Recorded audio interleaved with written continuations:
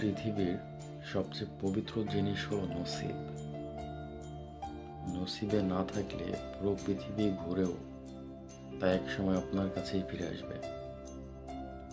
জীবন আমাদের কোথায় নিয়ে যাবে, কার সাথে দেখা করাবে, আর কি আমাদের প্রাপ্তি হবে, সবই যেন এক অদৃশ্য সুতোয় বাঁধা।